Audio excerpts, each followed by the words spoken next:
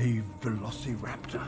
I watched Prehistoric Planet Coasts. In episode 1, it followed a T-Rex family's journey across the ocean, where the father could teach his children a lesson and get food. It featured the wonders of under the ocean, ethereal worlds that rival sci-fi's best alien shows and planets. It showed the beauty of flying animals even while they were not in flight, and somehow managed to make them look so graceful even though they're not flying. We followed tyrannosaurs, who come to one place just to swallow the smoothest pebbles, and we get a view into the life of a mosasaur as he settled down to get his teeth cleaned. I also like that they showcased the ammonites, something that a lot of documentaries don't even shed light on. Experiencing this was like watching the cosmos come alive in the sea, and I feel as though we went back in time and actually saw all this stuff happen. What I really loved about episode 2 is how they focused on the sauropods. Sauropods often don't get a lot of love in dinosaur media because they're thought to be stupid and boring,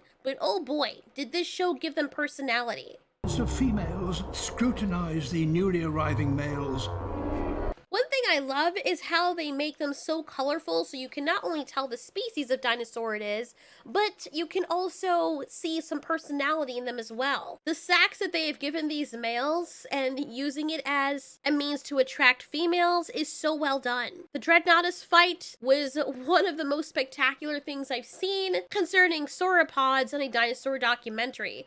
I really was not expecting to see this. Seeing how they're ready to risk it all for some females, I mean, this is crazy. These creatures are so heavy. One fall, one misstep, and they are done. You hear them hiss, you see the younger male bite and rake his teeth over the skin. Oh my god, like that part, the fact that they don't have very sharp teeth, but they can use their teeth to give the other person rug burn. Oh my god, that was the highlight for me of this fight, because I was not expecting that. It makes sense that these dinosaurs would use their teeth in some fashion. Even herbivorous animals like horses will use their teeth as a means of defense. Trust me, horse bites are not fun. A horse has never maliciously bitten me, but a nibble on my fingernail, holy shit, that thing was black and blue for like 2 weeks. So seeing them show the Dreadnoughtus utilizing that as a tool and this guy raking, oh my god, that skin in the same place over and over again, oh, gave me the heebie-jeebies. What I found so poetic after the winner was strutting off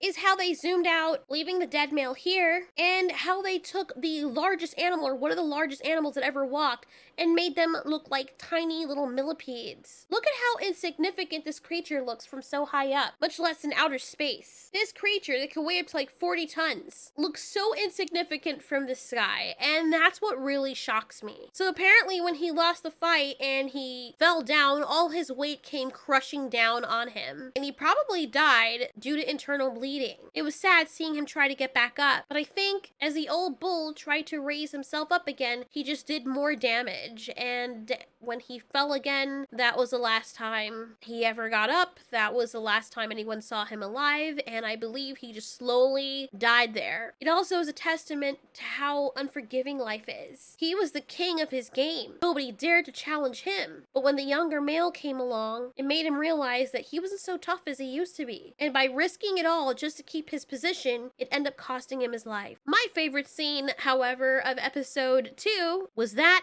of the Velociraptor. I've fallen in love with the Velociraptors since I've seen them in Jurassic Park, but seeing them now here, I didn't think that they could look very menacing with feathers at all, but seeing how they look in their accurate state, they look even more menacing. Surely they're smaller than the Jurassic Park Velociraptors. I thought the raptors looked absolutely spectacular every time we saw them on screen, the way they moved gracefully like a bird. And I think my favorite portrayal of them in the Jurassic Park series was in Jurassic Park 3, particularly the female Velociraptor, and watching her walk onto the screen. She was so elegant and beautiful, and really looked like a magnificent bird. But here, I think the feathers do them more justice. It is said that Velociraptors lived in the deserts of Asia, and they were believed to be solitary hunters. However, they say here that they hunted together, usually. I don't think it necessarily meant that the raptors who hunted together were a pack, but there's no reason to believe that they're not. I really wanted to see more about their story, which is why I'll be doing POV stories on each of these stories from Prehistoric Planet, because I absolutely love this,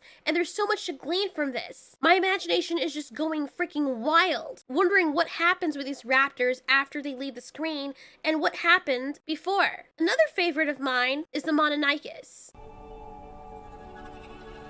Mononicus is a desert specialist. I not only like how graceful they made her look, but how they fashioned her face after a barn owl. I love when they show close-ups of her, because to me she's so alien but yet so familiar. And I love that they chose this design. And as you can see, they had inspiration from the barn owl herself. My favorite owl because of how elegant and eerie they look at the same time. I decided to name her Daenerys. The Mononicus seems to live by herself and seems to adapt very well to change. And this scene right here was so breathtaking because you can see her from far away like an owl, sneaking in silently to try and make a kill. I wonder what her story was. Every scene, if you pause it when she's in it, looks like a photograph. As a matter of fact, this entire series, if you pause any of the scenes, they all look like wallpaper. Wallpaper come to life. I really wanted to see more of Mononicus, especially because she reminds me of me, and because I did not know about this dinosaur prior. Of course, I've seen the dinosaur portrayed in people's fan art and stuff, but I really didn't know much about it. So I really can't wait until I come around to doing her POV story, and that of the hadrosaurs. I'm especially delighted that each of these episodes are so long. I only wish they were an hour. The designs are beautiful. The animation is beautiful. The sound design is amazing. The cinematography is so freaking intriguing. It's hard to not pay attention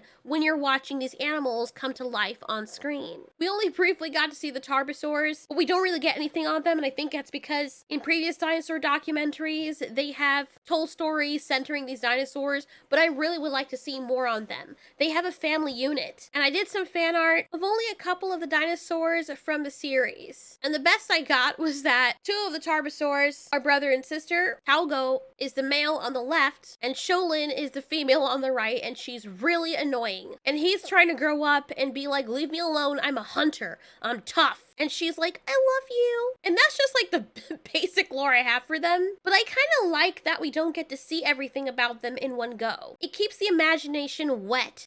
That sounds freaking gross. You know what I mean? When the tarbosaurs all get up and start moving on, I wonder where they're going. They were clearly lounging around after they've eaten. And I wonder how they grew up together and what that was like, and what other dangers they had to face. Are you guys loving the series so far? I'm enjoying it with everything I've got. Let me know what your favorite part is, what's your favorite dinosaur so far, and what do you look forward to seeing in the episodes to come. I really don't want it to be over. Thanks so much for watching.